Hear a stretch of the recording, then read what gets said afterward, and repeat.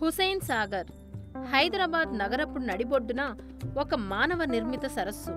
ఈ జలాశయాన్ని 1562లో ఇబ్రహీం కులీబ్ కుతుబ్ షా పాలనా కాలంలో హజ్రత్ హుసేన్ షా వలీచే నిర్మింపబడింది. 24 చదరపు కిలోమీటర్ల వైశాల్యమున్న ఈ సరస్సు నగరం యొక్క మంచినీటి, సాగునీటి అవసరాలను తీర్చటానికి మూసీ నది నిర్మించబడింది. చెరువు మధ్యలో హైదరాబాదు నగర చిహ్నముగా ఒక ఏకశిలా బుద్ధ విగ్రహాన్ని 1992లో స్థాపించారు. దీనికి పక్కనే నెక్లెస్ రోడ్ ఉంది. ఇక్కడ 1920లో Hussain Sagar thermal power station నిర్మించబడింది. 1568లో హుసేన్ సాగర్ చుట్టూ గట్టుగా నిర్మించబడిన రోడ్డును ట్యాంక్ బండ్ అంటారు. ఈ రోడ్డు హైదరాబాద్, సికింద్రాబాద్ జంట నగరాలను కలుపుతుంది. ఈ గట్టు మీద నుండి వెళ్లే ట్యాంక్ బండ్ రహదారికి జంట నగరాలలో ఒక విశిష్టమైన గుర్తింపు ఉంది. 1985లో బుద్ధ పూర్ణిమ ప్రాజెక్ట్ ప్రతిపాదించబడింది.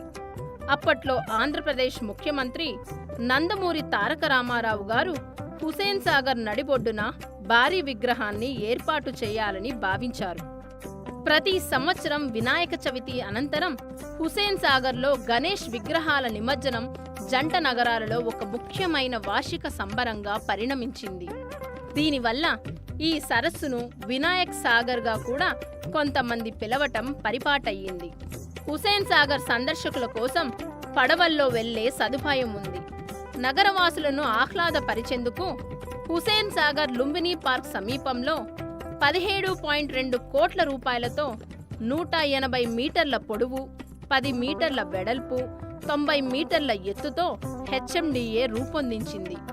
హుసేన్ సాగర్ సమీపంలో 22 కోట్ల రూపాయలతో 10 ఎకరాల స్థలంలో ఏర్పాటు చేయబడిన లేక్ ఫ్రంట్ పార్క్ 2023లో ప్రారంభించబడింది.